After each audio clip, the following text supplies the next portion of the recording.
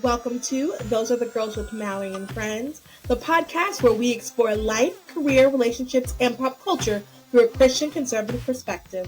Each episode, we dive into deep topics that matter most to us women, from navigating your career with grace and confidence to watering meaningful relationships grounded in faith.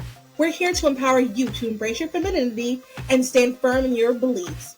We'll also tackle the latest in pop culture, discussing how they align or clash with our values.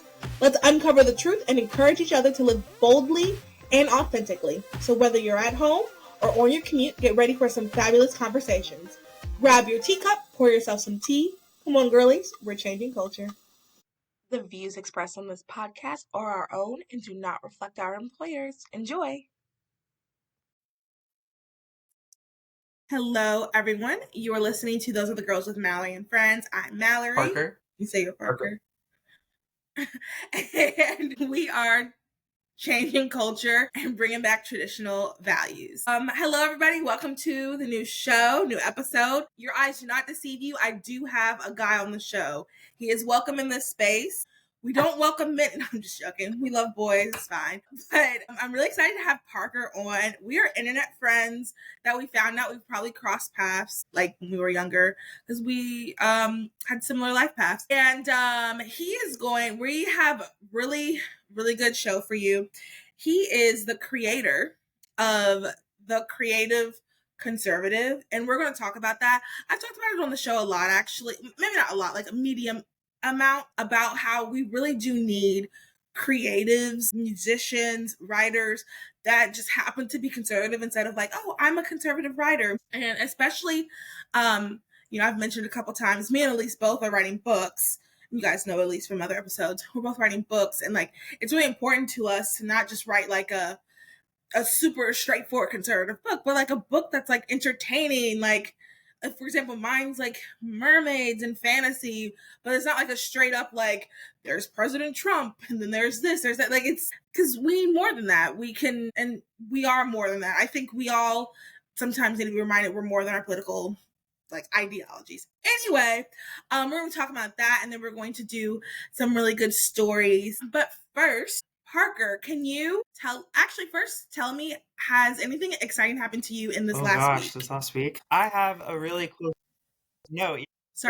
friend, and she just released a single on Friday, and I helped film her kind of promo video last week in downtown Nashville. I live in Nashville, Tennessee. So it was really fun, and she posted it and gave me cred, and that was the first time ever that's kind of happened. So yeah, and the song is really great.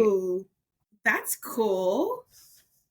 So you work in music, right? Like in the music arena? Okay. So, and you don't have to answer this. I'm just curious. Like now that we're talking, I'm just curious. So has this been something like you've always wanted to do? Or is it something that like over the years you've kind of developed? Like where did you go to school for? I picked up the guitar. I found a guitar in my grandparents' closet at like the age 10, 11, and just never really put it down and just started writing songs. Was heavily influenced by Taylor Swift. I'm not a weird Taylor Swift fan, just her just as a songwriter just really inspired me because she was a country singer, but also was going to school and was young and was writing songs based on that. Because as a young person, the guys in country music were, older guys talking about trucks and all this kind of stuff. It wasn't really my thing. I was a 10-year-old. So started writing songs and just always wanted to be in music. But as I got older, I know that you need like plan B, and found out about the music business. And then I went to school and majored in music business and learning the business side of the arts. And then God honestly opened up a door in 2020 for me to move to Nashville. So I just ran with it and been here ever since. That is so cool. Wow. And that's smart, I guess that's smart and practical about like having like the, not just music side of it too.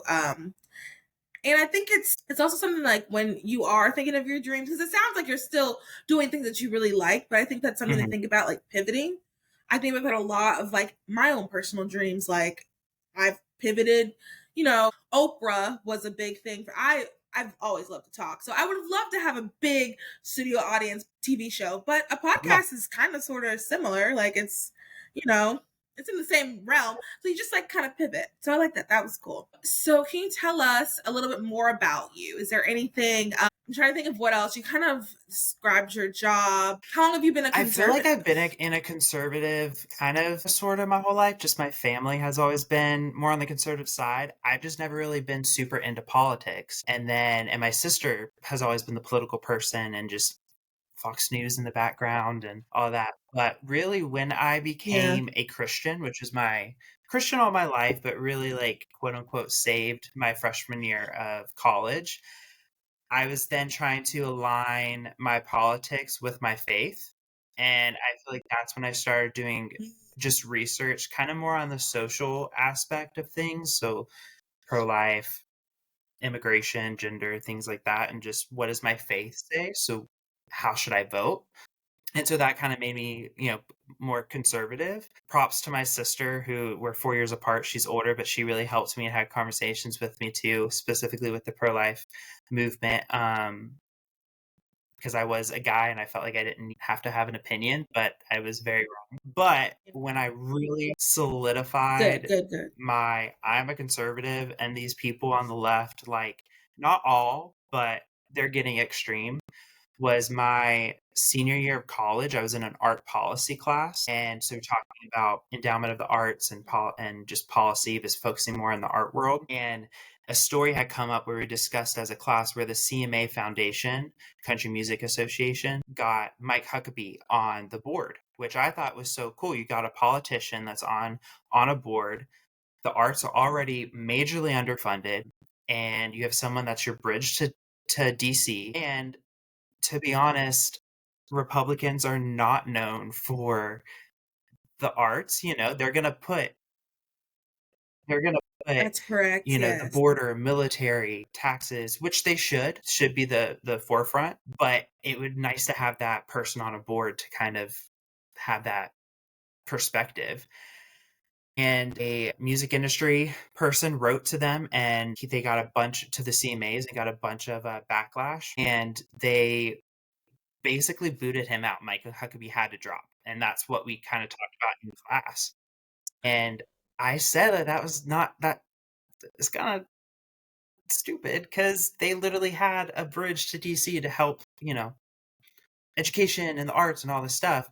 And people in class collectively agreed Yeah. that if you are conservative, you therefore are inherently closed minded. So therefore, you cannot work and be in these creative spaces. And that was just such a slap in my face. And I left that classroom so mad. I Yeah. remember calling my mom, and I just was like, no, like I am a conservative and I'm also a creative. And I feel like that was like the moment that I was like, okay, I'm a conservative. Like, no, I feel like on my dating apps I put That moderate, but then radicalized I was like, you. no, we're changing to conservative. Yeah. Whoa. Okay. Wow. So that Yes. was your Yeah. radicalization moment. Yeah, wow. Yeah, I mean that's let's talk about that. Let's talk about really quick, and we said we were going to discuss it. Talk about a little bit like the idea of like how conservatives are kind of seen as Yeah. people who aren't creative, and like why do you think that is? You kind of mentioned it, but politicians, but even non-political people. I feel like a lot of people think that conservatives in general just aren't Yeah. viewed as I personally creative. think it's goody two shoes kind of thing. Um that stereotype. Now I will Mm, say, like, there is a place for I took a theater class in college, and I was paired up with someone that was my friend, and we both were Christians, and we had to pick a scene, and every scene that we had to do for a class like project was kind of more sexual, and we're just like, and it was a me and a girl, and we just didn't want to do that, so we finally found one that was yeah. okay. But so I would say maybe just like having that personality, and being rooted in your morals and values. But I think that the left and just the more progressive side, I think they have to be like open-minded and invite everyone and bring everyone to the table. But it's like, why can't you invite the conservatives that have more of maybe a just a perspective that isn't, I don't want to say like not accepting everyone, but, you know, like, you know, with your certain morals and values, you know, Yeah. and I do think just in the political realm, it's hard for Yeah. conservatives. I feel like we have to explain our stance on certain things, whereas the left, they can just say yes or 100%. no. No, you know, to something where I could say, yes, like I really loved this movie, but I think, you know, these sex scenes really took the story away. Didn't really need anything. And then they're going to call me a prude or something, or, you know, goody two shoes and stuff. So Yeah. I don't know. I honestly don't know the answer, but I feel like just through my perspective, I've always been called goody two shoes and, oh, let's not talk about this or show this around Parker, you know, because of my Christian conservative beliefs. So Yeah. It's really interesting to me, just in general, like that idea, because I'm thinking back for like Snow White and like Aladdin, even, and with Aurora, Sleeping Beauty. Like I'm thinking back at those just as an example of like Disney movies that I feel like were really good. And I wouldn't say they're conservative. I mean, they're conservative by today's standards, but and they still kind of push the envelope because I think that's what it is. It's like with writing, you want to be able to push the envelope. That's something that like I'm learning in my like writing group is like, um, you know, doing something that's like you want to do something that's kind of like outside of yeah, the box. And I just think it's interesting that like before things became like I think things have become like over sexualized and like you know crazy or however I don't know how to describe how things have been. But before it got to how it is then, people could do that. People were pushing the envelope. People were doing things that were like kind of a little different. Trying to think of like I love Arrested Development, for example. That is like one of my favorite that's like one of my comfort shows. And like I would say by today's standards, Arrested Development is pretty conservative, but they were doing things that were kind of like out there and like pushing the envelope. They didn't have to have like a bunch of yeah, naked people. Um, I don't even think there was like a character. Yeah, like they just it wasn't that crazy. So I'm just it's just so interesting that like um before it seemed like we were able to be more creative because also to me it takes real creativity to like shock people yeah, without taking your clothes off. Like taking your clothes off is going to be shocking because it's just I don't say it's unnatural, but it's like not what right. you're not always expecting it or whatever. So that's always going to be shocking. But to really shock me, a good movie that shocked me everywhere everything I everywhere don't all think at so. once. Have you seen that? Such a good movie. Okay. I could talk about this movie all day every day. It's with I'm forgetting her name. She was Crouching Tiger, Hidden Dragon. Anyway, everything everywhere all at once. Really good movie. Like Oh, it was able to Michelle shock Yeoh, you, yeah, surprise you, give you some like her, yeah, yes. Yes, love her. Um Such a good movie, like 10 out of 10. Like it's in my top like 5 favorite movies. And it was still able to like kind of shock you. And like surprise you without doing that. So I'm just to yeah. me like that's a good movie. Like when you can like do things that are shocking and out there, like pushing the envelope without taking your clothes off. I find that so interesting. And it's interesting now that like I mean even now I'm like kind of rambling and we're going to talk about a Euphoria character in a little bit. But I think about Euphoria because like I everybody was talking about it. I tried to watch it. I wanted to be Same. in. My God, after like the first episode, I Yeah. couldn't do it. Could not do it. Well, it I would it was argue that it insane. takes So more yeah, that's just quote unquote creativity to create scenes. You know, I feel like it's such cheap, like when you think about music, like cheap songwriting, it's cheap filmmaking of just taking your clothes off. yeah. And also I think it's funny, like me being the only guy in my household, grew up with just an older sister. Do you ever watch Gilmore Girls? You ever gotten on that train? Okay. I did not, but Well, you know, my everybody says sister and I I like have it. talked about that, and that's my sister's favorite show. And even I like watching it; gives all the fall vibes. But I mean, it is Lorelai who gets pregnant at 16, and she has her daughter, and she leaves home and gets a job and becomes the maid, and then becomes the head of the inn that she was a maid at, and then created her own Oh wow. inn. That is pro life. Like that is what we, you know, women to Yeah. have a kid, and you know, even if it's out of, you know, wedlock and not how you necessarily planned it, but you could have this life. Now, I do think that it's funny though if you ever watch it, 7 seasons, so and it's an early 2000s show, so it's not like 3 episodes every season. But when Rory, who's the daughter, is in college, you can see, I noticed on my last watch of the show that you can see a poster in the background and it's pro-abortion poster. But it's just like, this show is so not pro-abortion. Interesting. Like, it is so pro-life. Yeah. And people don't think about it that way.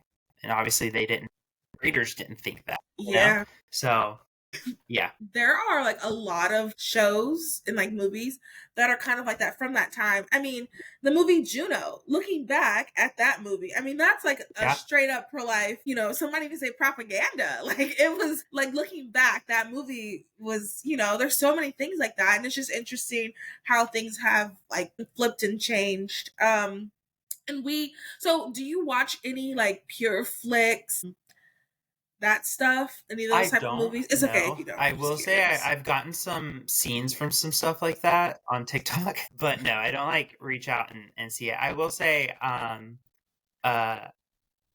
do have Fox Nation, so I have like watched a little bit of The Chosen on it, and some they have their own like movies on there as well. But also, Angel Studios? It's Fox Nation app, but I don't know if the studio is Angel. But I love Angel Studios. Like, I personally want to watch the movie Homestead, which is now going to be a series. But also with the Daily Wire, with their first movie that came out, I think it was Run, Hide, Fight. I don't know if that's in the right order, but the blonde girl that's in that movie is also in 1883, which is the prequel to Yellowstone. Actress that was in like kind of more of a conservative movie, in a big time, series like Yellowstone. But I watched that movie. I liked the movie. I like shoot 'em up bang bang movies, and so okay, that's not for me, but I'm glad someone liked it. It wasn't so in your face conservative, but you could definitely have like hints of it too. Yeah. Kind of going back to the creative conservatives and stuff of just not necessarily having like, it didn't have Fox News or Trump or, in the movie, but you could tell that just some of the morality was very more conservative mindset, but it wasn't so in your face. Whereas I feel like left leaning creativity projects are so in your face. And maybe it's because I'm conservative. I don't know. Yeah. But yeah, especially lately, there's a lot of the ones I feel like that there's just like a clear message. And I mean, every movie, everything that you do has a message, but I do think either side, the best message is a message that is like unsaid, unspoken. Like, when you can write a piece that is like really good and someone gets something out of it that does align with what you were trying. Okay, as a conservative, I'll use it because now I'm like kind of talking big picture. Okay, so like as a conservative, I would write a piece that by the end of it, the morality you got out of that was more of a conservative writing. I think that is more impactful than something that's like slapped like straight in your face. So yeah, I'm glad that the Run, Fight, Hide, or whatever, like it was like that. Example of the kind of the opposite, but not really, would be like the Lady Ballers movie. I did not see that. I will say it looked interesting. Like, it looked way better than like some of the other things that are coming out or that in the past, because I think we are getting better. That is something I do want to say. A couple years ago, I was very critical because there are maybe not pure flicks, but like some of those other Christian movies, my parents watch them like they're the ones keeping them in business. You can see like the boom mic. Okay. Like, that's how poorly it's done. It is awful, but it's gotten a lot better. I will say we are doing better, but we can continue to go from glory to glory. But yeah, like I forgot what I was saying that, but I do want to say that like it has gotten better. But I haven't really seen any of the Daily Wire ones. It's the only one I've seen. Well, I don't have a subscription. Yeah, I saw that. Okay. I thought they were gonna come out with something that was more, with like Brett Snow Cooper, White, but I don't think that ever. Yeah, that's not happening. No. Oh well. Yeah. That ship sailed a couple months ago actually. Yep. We said bye ship. We won't be getting that.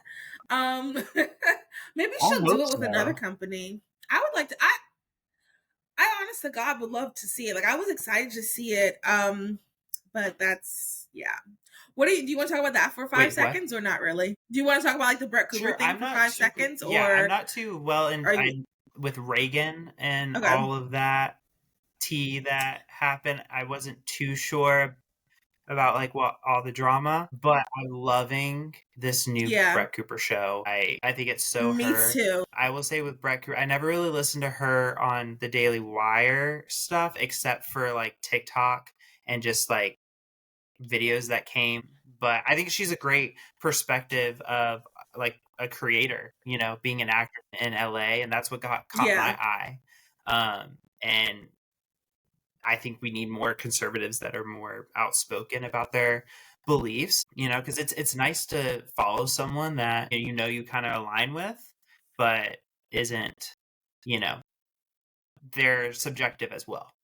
And I feel like that's very her. yeah. I don't really have a strong opinion on Yeah. Reagan because I know nothing about her. I watched a couple of videos here and there if it was an interesting topic. I like how she's very. I mean, her content necessarily, at least for during the Daily Wire time, I didn't really feel like it was necessarily for me. Like it was definitely geared toward more like Gen Z, the kind of sitting with her legs in her chair and like I'm laid back. That's not really content for me. But occasionally I like to hear her takes on certain things, and she was a really good. I mean, she's really good at it. But the new videos I like a lot more. Like I like her new studio. I really like. She's has a The lot of way she does personality. sponsors And I too, think you're I right think too. like ties it into the story somehow. It's not just Yeah, like a random different like you hear a different voice or you know that she recorded this, you know, later. I love that. yeah. Yeah, that's really fun. When I was doing sponsors, like maybe 2 years ago, I used to try to do that. I would like, but it's actually a lot harder than people probably think. Mhm. It's and then all of a sudden now you're talking about water, and then this is our sponsor, but Liquid it's cool. IV. I like the way she does it. It's fun. Yeah. Yeah. Okay, so but yeah, so with the back to the with the Brett thing, she is, like you said, a very good example because she is an actress, like a actual like actress that's done stuff, and she just happens to be conservative. And I think she's gonna be in more. I don't know. I'm assuming she's probably gonna be in more stuff too. So I think that's good. I mean, she reaches people who, which is another reason why I like her. She reaches people who, like Charlie Kirk, for example, is not Right. going to Yeah, reach. I agree. And I can talk for Me hours too. about Charlie. But she reaches people that Charlie's not going to reach, and I think that that's good, and that's really what another thing too. Like that is really what we need to bring in people, and I'm saying center right because I think the center has moved so much because the left has gone like so out there. Like the center has kind of moved, and I think we want people to come over to the right. And there are people who are kind of tap dancing around the center, and we can bring them over with, I think, personalities like Brett, who is conservative. She does have conservative belief, but like a lot of her pop culture takes Yeah. are really good and really interesting. And they're more digestible than some of the others that are kind of a little bit looking for like, a quick little, yeah, you guys know how I feel. I Yeah. watch Candace Owens stuff too, Yeah, but yeah, yeah. I would definitely say I like more Brett Cooper's take on it and how it comes out. Yes, yes. Cause I mean, yeah, that's another episode. All right. Is there anything else you want to No, add I'm or are ready you to ready to get into the get into the stories. stories? Thanks for letting a guy get on here. Yeah, of course. This might not happen again. No, I'm just joking. Let me see here. Let me pull up the stories, the docket. It's kind of like ideally it's similar to the toast, but I don't do it every day and there's not five. Because that honestly is too much. I don't know how their episodes like an hour with five. I don't know how they do that. Like it takes Yeah. sometimes an hour to talk about one story sometimes. But anyway, so the first story is from this website called Standard. Okay, so here it goes. Who is Diddy's lawyer and why has he quit? Sean Diddy Combs' lawyer quit sex trafficking case just weeks before the trial, saying I cannot continue, but why? Two things interesting about this. The first thing is this is the article. More infamously, Mr. Rico has represented well known terrorists in his role. He served as a counsel on the World Trade Center bombing conspiracy case regarding Omar Abel and Osama bin Laden. He defended bin Laden, saying terrorists shouldn't be prosecuted as he was unable to defend himself properly as he was not in the US at the time. That's very interesting to me. And then the other half of it is he can't tell us why. So let's see. I copied it. Okay, so when they asked him why, he said client privilege, which prevents him from revealing details of what Diddy was told, and the public will never hear the full reasoning. He said, quote, although I have provided Sean Combs with a high level of legal representation expected by the court, under no circumstances can I continue to effectively serve as counsel for Sean Combs. There are sufficient reasons related to the protections afforded by the attorney-client privilege for brevity in my application for withdrawal as counsel in this case, end quote. So that was interesting. Yeah. Do you have any initial thoughts on that? I want to know why. And because if you've dealt with terrorists before and you can't deal with P. Diddy and it makes me wonder, what has he found out, or like what did P. Diddy tell him to? And interesting. And it makes me, I know we talked about Candace Owens, but she just announced that she's going to go into the Hollywood and Harvey Weinstein and stuff. So it makes me more excited for that kind of deep dive, just because, because you dealt with terrorists and you can't deal with P. Diddy. What? I remember P. Diddy when I was young. I mean, I remember P. Diddy when I was younger and watching singing shows, and he was a judge and all this kind of stuff. But yeah, that's crazy to me. I didn't know that. Yeah.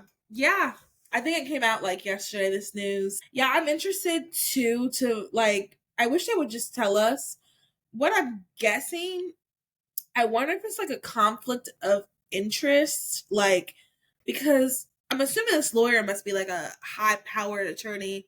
Maybe like I don't know. Maybe some news came out and or maybe they found something and he is a conflict of interest because maybe he was at a party or maybe, I don't know. Or maybe something was just so atrocious and he just can't do it anymore. He can't continue to be that type of lawyer for those type of people.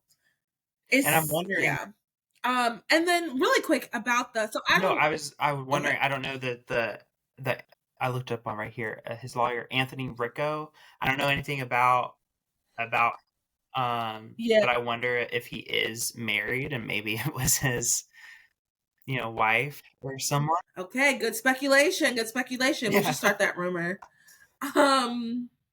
Okay, so I want to ask you, so you back to Candace Owens for 5 seconds. I am not her biggest fan, but what you said was very interesting. She's going to start into Harvey Weinstein. Does that mean she's finished with the Macron I believe thing? So. With Bridget Macron. I only listened to 2 episodes. I haven't gotten to the other ones. So I just saw today that she posted kind of a preview video on Instagram. But I'm not sure about the Macron. Okay.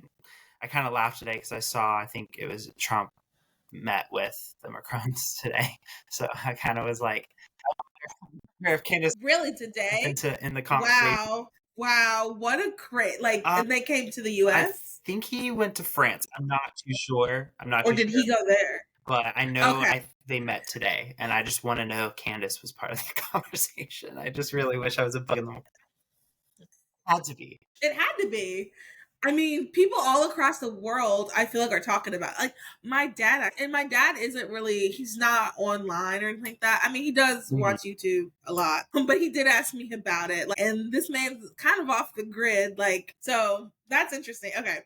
I was just curious. I've seen tweets that she's saying that the woman is.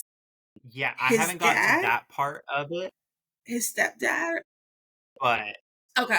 Yeah, that's interesting. I definitely know that allegedly, I don't want to get in trouble, but allegedly this person is definitely a pedophile. I mean, it was his teacher. I knew that's well recorded. Now, the idea of it being the father, if that's true, that is the uncovering of the century. But anyway, you guys stream her thing to figure it out. I don't know. Next story. This is from people.com. Euphoria's Hunter Schafer shocked. Okay, so before I finish the story, this person is transgender and they are from male to female. It's kind of hard doing these type of stories with the morality. So what I'm going to say is every time there's a her, I'm just going to say Hunter. So there's going to be, okay. Hunter Schafer shocked because Hunter's new passport has been misgendered under Trump's policy. Schafer said in a candid TikTok video that Schafer's concerned that Schafer has to out themselves to custom and patrol borders while traveling abroad. The transgender actor person, Hunter, said for the first time the sex listed on Hunter's passport reads male instead of female, following President Donald Trump's executive order. Let me see if there's any other thing that I absolutely need to. So I'll say this. So the order declared that the United States would recognize two sexes, male and female, and these sexes are not changeable. It added that documents like passports and visas must accurately reflect the holder's sex. So before we get into this full story, I actually remember, because of my job that I'll share one day, but my real people job, I remember when they did change it to allow even a third, I think it was like a third gender option for a little bit too. So this is interesting that, as soon as Trump comes in, he fixes it. So long story short, everyone, Hunter did this whole video. I'll link the TikTok explaining what happened. And then at the end, Hunter said something like, "You will not kill us," or something like that. Something very dramatic that had nothing really to do with what the order said. Anyway, Parker, do you want to go first with your opinion, or do you want me to go first? Sure. I can go. Me? Yeah. Okay. My opinion is I think that just common sense, it has to have your biological sex, in my opinion, because what if something were to happen? Men and women are different. No matter what kind of surgery you have, you just need to have it. And if something were to happen and they looked at your ID, whether it's your driver's license or passport, and it's male, they're going to know kind of how to treat you. And honestly, I've personally kind of struggled with the whole pronouns and gender thing sometimes, of just as a Christian, how do I go about this in the workplace and stuff? I have a friend that is a youth pastor, and so me and him have had extensive conversations about just how to go about it. And he did talk to me. He was like, I do have the kids that are kind of struggling with their sexuality and gender. And so in order for me to have a relationship with them and talk to them, I use their preferred pronouns. And then once I am able to have a conversation with them and create a relationship, I can then share the gospel and kind of get down to the root of certain things. Because he was saying how if I reject them right away, they're not going to feel comfortable talking to me. And I get that. But that's all kind of more personal, emotional talking. When it comes to ID, I think it's got to be like that. That's just how it is. And I actually just finished Ali Bestucki's Toxic Empathy for Christian, and it talked about transgenderism and gender and stuff. And I definitely have changed my perspective and gotten more of a stance of just it is loving to, say their real pronoun and gender, because that's what God, gave them. But at the end of the day, all that is more emotional. With this, it's just fact. It's biological. If something were to happen to you, they got to know your biological sex. Yeah. No, I'm right there. Yeah, no, I'm right there with you. I agree with pretty much everything you said. When it comes to documents, I do think it is important for it to be your actual biological sex. And I think that, and okay, so then there's also this thing going around is Hunter passable? And I'm gonna be honest, I think that Hunter is, because I remember when like I said, I saw episode 1 of Euphoria. I was like, this is so crazy, but I do want to know what happened. So I'm looking up what happened. And then it says something transgender. I'm like, whoa, who's transgender on the show? That's crazy. And then I'm looking more, I'm like, wait, that girl was transgender. So I will be the one to say it. I think the person is passable. So it will be uncomfortable and awkward when if this hunter ever goes to like Saudi Arabia and like I'm laughing because I'm uncomfortable, but it's not funny. But like, it opens the passport and it's like an M, and then they're like looking at Hunter, like, okay, that'll be uncomfortable. But like, like you said, if something happens, like the people, like facts wise, they need to know the truth. Now, it's gonna be uncomfortable. It's gonna be awkward, but like that's part of when you have drifted so far from, and I'll just say it as Christians, objective truth, when you drift so far, these are kind of the things that are going to happen. And then I want to comment on what you said about the personal. I think like the youth pastor is correct when it comes to the personal thing, because at the end of the day, you have to develop a relationship with someone if you are going to like share the gospel.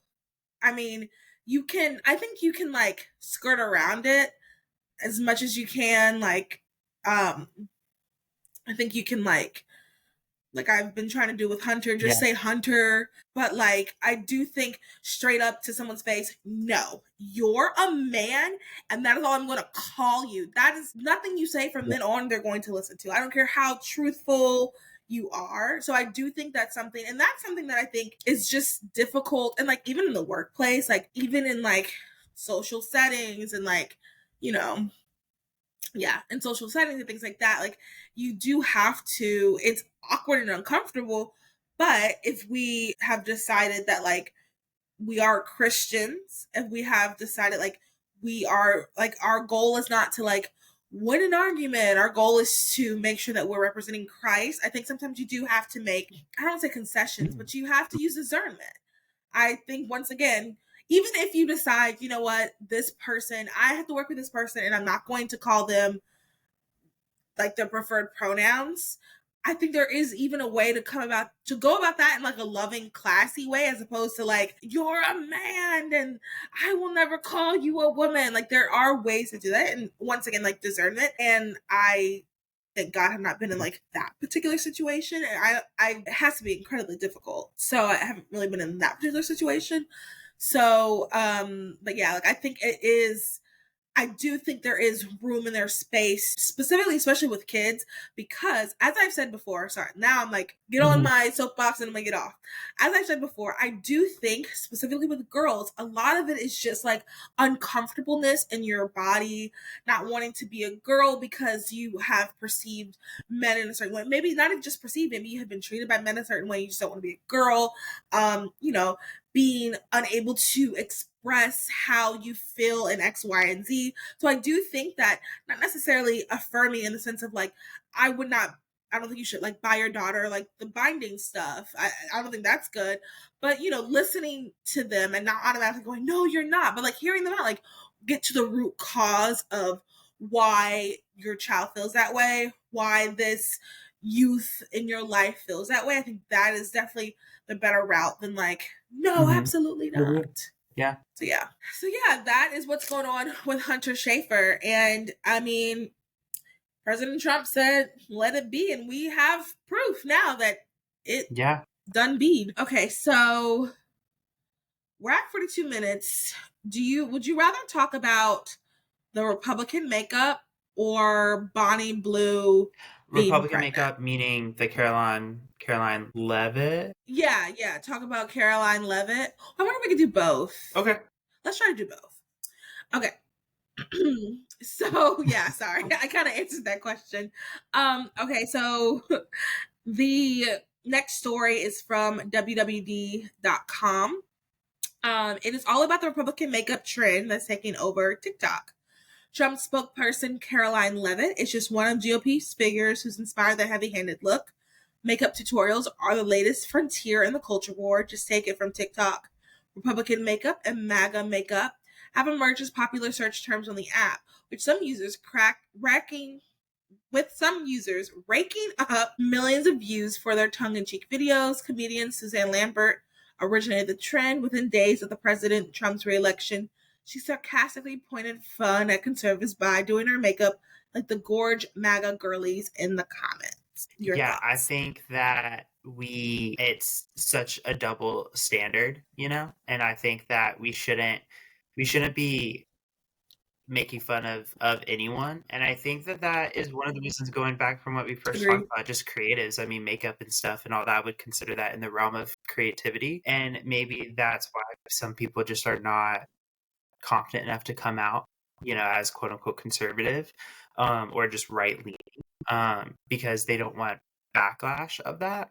Um, and I will say, like, for me, I mean, I didn't like conservatives making fun of, gosh, what was her name? The first, well, the, Blue. the first press secretary, with the red hair, right after Caleb McEnany. Yes, and I Jin. will say, Saki. I Yeah. chuckled when I saw the gifs of, like, Barbie and then, Raggedy Ann with Kaylee McEnany and Jin Saki. I chuckled, but then I'm like, I shouldn't. Like, this Yeah. is her, and I shouldn't. Yeah.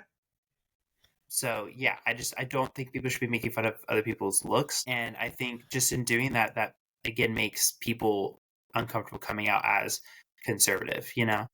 And to the point of like that as well, I watched some of her videos, this girl's videos on TikTok. I will say I don't necessarily feel like it applies to me because A, I don't really wear makeup, and B, it's all white women. And if you're listening, I am not white.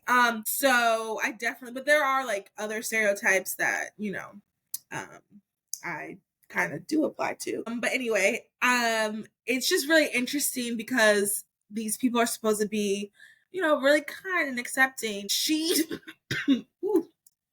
even said in her, sorry, you guys, I cannot shake this cough. Okay. She even said in her video that she's tired of being considered kind and accepting in one of the videos, Yeah. that she's going to be mean. She is the mean girl. She called herself the Regina George, something like that. And I'm like, that's not something to be proud of. That's not something to be, especially if you're supposed to be, once again, this kind, loving, and accepting group of people. But now you're bragging about being Yeah. Regina George. And I remember her doing that. That's weird. I think she was on MSNBC or CNN. I don't remember. And Really? She was like on a yeah, mainstream and so news? she was saying that, and was saying that liberals or the left is done, like, playing nice, or I'm not quoting exactly what she said, but in my mind I'm like, when did y'all ever? I was just about to say, when have they played nice? And that's also very interesting too, because I'm thinking about just some of the people. Someone recently who did something that wasn't even really that conservative, but everybody's like, they're conservative, get them out of here. I'm trying to even think about, Travis Kelce. Like, Travis Kelce literally just said, it would be an honor for the president of the United States to come to the game. That does not Right. mean he's conservative. I mean, some conservatives were grasping at straws. It's literally the president. I don't care who the president of the United States is. It is an honor for the president of the United States to come to see you at a game that, like, just like a little fun little football. Like, that is an honor. And, people on the left, oh, he's a conservative, should break up with all this other stuff that's like really crazy and insane. And it's just, you're going to continue to like lose people on your side. And like, I see videos almost, especially around the election, I would see videos almost every day about people, why I left the left. And it all comes down to, I believe this one thing, and then all of a sudden everybody hated me. So then I started doing more research and like, oh, actually I think I believe something else. And even with Travis Kelce, just there are players on the Eagles team that said the exact same thing that Travis Kelce said, that we're honored that a president would come to the game. And then it came out today that the Eagles are not going to go to the White House. So it doesn't matter that you are. Now, that's interesting. Just because you say I'm honored that a president is there. I'm conservative, but if Biden was at a show or something, like, I'd clap. Like, that's kind of cool. I don't agree with you, but yeah, 100%. If I were doing something, if Nancy Pelosi, AOC was there, I mean, cool. Like, that's, once again, I probably wouldn't go, I disagree with everything. I probably wouldn't, and I certainly wouldn't go, oh my God, I love you. But like, it's still a cool thing. It's still like, but to them, so they're not going to go to the White House. Yeah, The Eagles according are to not. what I saw today on social media. That is interesting. That's interesting. That's actually insane to not do that. That is crazy. It is not to brag, but I have been to a brunch at the White House with President Trump in his first term. And then it's Yeah. truly an honor. Like, and you get like a little letter sent to you with like pretty fonts, and like, it's truly an honor. Like, it's a cool experience. And, you know, I have no idea why Biden would have invited me, or even Kamala. I don't know. I don't think anything I really do would constitute their approval. But if for whatever reason I did get invited, I would have gone still. That is so crazy not to go to, like, that And even is going blowing to my like, mind. not to go off Not to go topic, to the but White like House for the that. backlash Carrie Underwood had for the inauguration. I mean, I think we can Right. all say she's conservative. Her husband was on the Candace Owens show. You know, I'm At this pretty sure point. he was Oh, one of the first really? guests I didn't when know that. Candace Owens had a show with Daily Wire. I think it was in 2021. And Mike Fisher said that Yeah. he would, the person that he wants to meet the most is Donald Trump. And so I'm pretty sure we can say Carrie Okay. is probably a conservative, So, but she yeah. never said that she was. You know, she's never said it. She just said she was honored to be there. And so, going back to the original topic, just we shouldn't judge someone based on their looks or their political affiliation or anything like that. Yeah. And I think also, like, makeup is a creative, like you said, and it's also kind of, I don't say subjective, but like, I mean, I look at her makeup and her looks, and I'm not like, yikes, I don't feel that way at all. I know, I will admit, when she pointed out how a lot of people do their makeup similarly, but I'm also wondering if that has anything to do with them being on TV. Because with stage makeup, for example, like when you're in the camera, like, you wear a lot more, you cake more on, like, you have to do more things than you would normally do. And I'm wondering if, like, the only time they ever really see them is when they're on TV, so that's what they're comparing it to. And if that's the case, then that's even less reason to, like, be funny about it.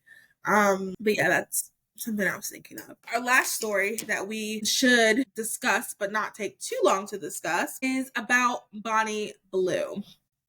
Now, Bonnie Blue, so this is from US Magazine. Bonnie Blue is an OnlyFans creator, and she became famous because she wanted to have sex with 1,000 men in one day.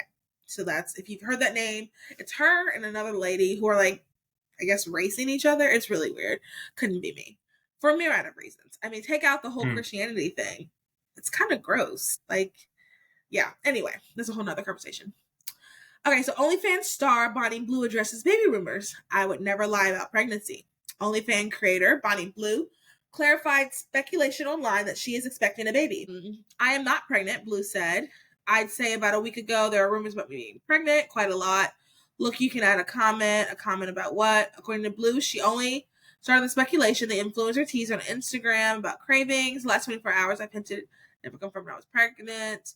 Like I said, before I was, this quote. So this is where it gets interesting. Like I said, she added, quote, like for me, back before I was a massive slut, she used the word slut, not me, I tried to get pregnant for a long time. It was honestly the most lonely experience because you don't really have friends. It's something that's spoken about much. Blue, who is best known for her goal to sleep with 1,000 men in a day, had dealt with fertility struggles before signing up for OnlyFans. Also, IVF is expensive, and even buying pregnancy tests at the time I was living in Australia, living off of savings, every month is expensive. And then you're buying an ovulation test and all that. Blue now wants to use her newfound media attention and extra income to cover a stranger's IVF costs. Quote, I want to do good and I want to do better. I want to pleasure people and I don't just mean guys. I think paying for someone's IVF journey is something I'm passionate about. Now, the way the story came out said she was pregnant. Now that I'm reading the story, she's not pregnant. And okay, so now I'm reading more of the story. Blue's pregnancy denial comes days after fellow says positive Billy Phillips claimed to be expecting her first baby. Now, Let's see what this Lily Phillips thing is doing. As you can see, I don't really prep for the show, everyone. I just copy and paste, and this is interesting. Okay, now Lily Blue. Not Lily Bloom. That's from It Ends With Us. Lily Phillips. Lily Bloom did have a baby, though. OnlyFans star Lily Phillips, known for her goal to sleep with 1,000 men, says she's pregnant. The OnlyFans creator Lily Phillips is pregnant with her first baby. The secret is out. Let's actually see if she's actually pregnant. Let me read the whole thing. Alongside her announcement, she uploaded a photo with her growing baby bump. She has not publicly revealed the baby's sex, her due date, or the father's identity. She is known for her OnlyFans content, where she also slept with 1,000 men in a single day. Okay, easily to get these two mixed up because they are doing the same thing. She said, I want to be the first person to be with 1,000 guys in one day. I'm quite excited. Obviously, it's stressful with all the logistics and things, but it's daunting. She previously slept with 100 men in a single day. It's not for the weak, and if I'm honest, it was hard. I want to say something about that really quick. I'm laughing because I'm uncomfortable. She said it was hard. Not just, okay, yeah, there's the sex joke in there, but also no one's making you do this. It was hard. You say that about a diet. You said it about no one's asking you to do this. Of course, you don't have to. If it was hard, you don't have to do it. She said, I don't know if I'd recommend it. This is crazy. Okay. She says, quote, it's not for the weak. If I'm honest, it was hard. I don't know if I'd recommend it. Just one in and one out. It feels intense. I'd have to stop them early and you'd have to stand on business and say, I'm so sorry, you have got to go. And the awkward interaction of you feeling pressure to satisfy them. What pressure? You don't have to do this. This is so crazy. On another show, she says, sorry, now an ad just popped up. On another show, she said, I want children, but definitely later down on the line. I know that comes a lot of backlash. I understand that. I think when starting OnlyFans, I didn't want kids at the time. So it wasn't a problem to me because I thought through all of this, I knew if I started this, I wouldn't be able to get a normal job and it would affect my family's life and my kids' life. Okay, once again, I'm so confused. You don't have to do this. Yeah, where did this idea? This is so crazy to me. Did someone put a gun to her head? I don't understand. She's saying all this stuff that's so crazy. Okay, so anyway, one of the girls, so there's two girls, for people listening, I'm sure it was very confusing. So there's two girls who are trying to sleep with 1,000 men in one day. One of the girls pretended to be pregnant, and for whatever reason, that's the article I clicked first, and she's actually not pregnant. And then the other girl is pregnant, and that is interesting, and we can talk about that. But what I'm reading here is she's pregnant, and I'm just so confused why you don't have to do this. You don't have to do this. I think that also anyway, what are your... I was thinking... Yeah, go ahead. As a guy, I'm just thinking about the culture, of our culture and how it's come to this. Yeah. I would like to know with the guys, did they know that she had this goal? What number were, and I think also just being a conservative, I just turned 30, so being in the 30s in the dating realm and stuff, and being a Christian and also conservative and stuff, just in the dating realm, this is OnlyFans. This obviously is the extreme, but this is the dating realm as a guy's perspective, girls. So do this in real life, not just in stories like that. So, and it's how do we change the perspective? How do we make these conversations not awkward so that we could have these conversations as Christians, as conservatives, and condemn this kind of behavior, but also doing it in a loving way to where we're changing culture as well. Yeah. Because this it's interesting because the first girl sounded like she says she was pregnant, but she is helping, correct me if I'm wrong, helping a girl, donating her money that she gets through her OnlyFans to a woman that does want to have a kid through IVF. There's a positive thing in there, whatever your belief is with IVF. She obviously recognizes that people want kids and it is expensive, and using what she does, that I don't necessarily agree with how she gets her money, but using that money for helping someone else that wants a kid, there's some light in there. There's some goodness in there. So how do we expand on that and change the culture, if that makes sense? Yeah. No, that what you're saying makes a lot of sense. I think the two things we need to get to the root to is like why someone would think that this is something that they should do. Mm-hmm. Why is this a goal? Wood's my biggest thought is money, but you know there could be a million other reasons. I think that, and then I think also like what is the psychology behind a man Mm-hmm. that would sign up for this? Like I don't understand. Like the documentary. One of the girls like a documentary. I don't know which one because they look exactly I the pulled same it to up me. and they do actually look But one of the very girls similar. did a documentary. Yeah, and in the documentary they didn't show people's faces, but there was like a line of men at this Airbnb where she was having it, and it was just like I don't understand what is it that would possess a man or a woman to even want to participate in this. So I think we need to get to that. Like for us to really make the change in the culture is to get down to that. Like why has sex become this thing that is just so frivolous? That's just so well whatever, who cares? Like with whoever, when, however. Mm-hmm. How did it become that? Because it wasn't like that before. I mean, obviously, there's always been like prostitution. What do they say? That's the oldest profession in the world. But like, it Yeah. absolutely wasn't this mainstream. And I will say, thankfully, the average woman is not having sex with 1,000 people. I think the average woman has sex with 5 people before they're married, and the average guy, I think, is like 7. That's still, you know, a larger number than many of us Christians would like. But thankfully, it's not that level, but it's increasing. And what the goal is to decrease. So we really do have to figure out like, what is it?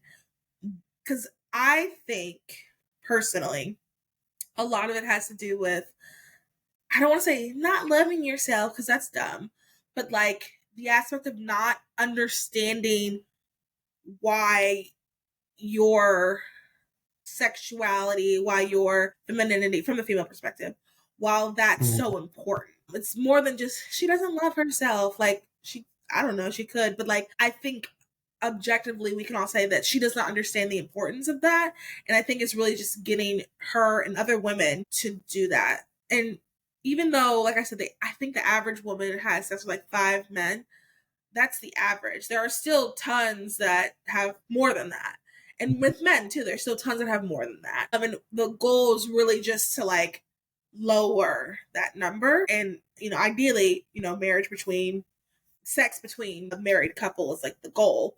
But yeah, Yeah, and I think it's so also that's interesting. And then no, I you want to go. say this Yeah. really, oh, go ahead. No, because I'm gonna say something about pro life, but No, you I say was your gonna thought and then say, I'll say like, the in pro my life thing. opinion, like these kind of conversations and just these stories stuff like are uncomfortable. But personally, and my as like a Christian, Yes. and a guy, I think circling back to just creatives and pop culture were conservative creatives. So take the word conservative, but just Christian people with, a different set of values when it comes to this topic, sex. Like the most important conversation that I'm going to have about sex is with the opposite sex. It's going to be with the woman that I decide to ask to marry me, and I don't think that the church really prepares men or women, but for me being men, to have those conversations with women. And I think, and I'm just speculating, and this is just opinion thinking off the top of my head, no data to back it up. But maybe that is why, because we've made it people just aren't talking about sex and how to kind of hold it as a sacred thing. We aren't talking about that on a day to day basis in our Christian community. It's always set with just guys or just girls, and guys are notorious for, not necessarily being Hmm. at church. I know that's a problem at my church that I personally attend to, and not a lot of guys. And maybe that is why there's a line outside of this Airbnb of guys, because they didn't have the Yeah. I can't speak. The conversation that needed to be had to teach them Okay. how to keep it sacred. Just think of Yeah. No, that's a really good point. And you're right about the aspect of like, it's not talked about specifically to have the conversation between the two people. I mean, as Christians, like, especially now, we're both in our 30s. And when we're going into relationships, it's going to be a lot different than when I was in my 20s. Like when I was younger and in my teens, like I would talk about it and like not really. And like, it was just, I don't know. It's just, especially as Christians, just like taboo. But like now I feel like in my 30s, it's like, no, we have to discuss like this. We have to discuss where, like, what is your stance, and then how are we going to like protect ourselves, but in the sense of like not having sex, like who are going to be our our accountability, stuff like that. And it's an awkward and uncomfortable conversation because you're right, because we don't have the conversations at church really with the opposite sex. We don't even know like the right ways to like bring it up and like how to get accountability and like stuff like that. I didn't even think about the fact that it's always separate, which I do think Oh, some things 100%. do need to be separate. Like I am pro separation, but I do think sometimes we should be having these bigger conversations. And since we're on this topic, and like Valentine's Day was like what, 2 weeks ago, another thing about like this whole like Christians and dating and things like that is like there has to be a better way to have these like, come on, singles, let's have this conversation about dating. There has to be a better way to doing it, because I just feel like I don't go to any more single things anymore, like at church, because like it's always the same thing. Love yourself, love God, he'll come. Okay, that's great. Okay, love yourself, check. Love God, check. Okay, like it's always the same advice. And I think there needs to be either more practical advice or, hear me out, maybe discussing what to do in the meantime. I feel like there's never that discussion of like, hey, maybe what if you don't get married till you're like 40? Are you supposed to keep like twiddling your thumbs? What if you don't get married till like you're 80? You know, Obviously that sounds Which I not just saw on ideal, I just but saw on like that TikTok happens. that Like, there was a woman that was going down the aisle, and I think she was like 70 something, 80, 81, and her parents walked her yes, 90s. she was in her yeah. Yeah. I did see that. Yeah. And I think that's beautiful. Obviously, I don't think either one of us really want that. But we don't know. I think we both kind of are, that wouldn't be ideal, but like you never know. So I do think like the church should do a better job at like kind of, if that is your path, like what do you do? Because at least churches I've been to are really not good with like the singles ministry type of stuff. Like it's not existent pretty much. But yeah, that's just my Valentine's Day loneliness rant. Let's see. Oh, I want to say this really quick about the pro-life thing. So pro-life perspective in Lily Phillips being pregnant. We don't know who the father is. Let's give two thoughts. Okay, let's scenario. Father is one of these 1,000 or 100 men, whichever one she did, or I think they both did 1,000. Let's say that it's one of those men. This is another example, and I talked about this with Ashley, that's pregnant by Elon. It's one of those examples of like, this is not an ideal situation to conceive. This wasn't conceived out of love. This child was not conceived out of, once again, we don't know. I'm assuming it's one of the random men. This child is still precious. This child still is an image bearer. The child is still important. I'm still happy that she has chosen life. This is great. This is good news that she has chosen life. It is difficult how to respond. As a friend, I would just be like, hey girl, well, it looks like you're gonna have to stop your business, thank God, and then move forward. But like, as just like a consumer of like internet content, this is also thinking about how do you respond to that. I think that like, once again, the baby is a blessing. It's hard to say, it is hard to be like, yeah, hurrah, to something like this because of the conception. I think this is something that like a lot of pro-lifers, specifically Christian pro-lifers, kind of struggle with. And because you don't, and Lila Rose, who absolutely love, she's like my absolute favorite. Someone made a comment about Ashley, the whole thing, and she said, well, actually, having a baby is not a sin. Having a baby out of wedlock is not a sin. The baby is not the sin. The sexual act, that was a sin, but the baby's not a sin. I think that's just something to Mm-hmm. always remember in these situations. Also, another thing to remember is you don't have to say anything. I mean, even with the Ashley and Elon thing, a lot of people were saying, and I'm like, you know what? You don't have to comment either way.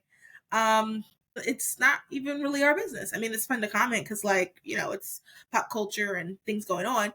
But I just think that's something to remember. Like, it's so tough to how to react. I think the reaction is where it gets a little dicey and uncomfortable. Do you have any thoughts on like this pro-life aspect of her having sorry, wait, before you go.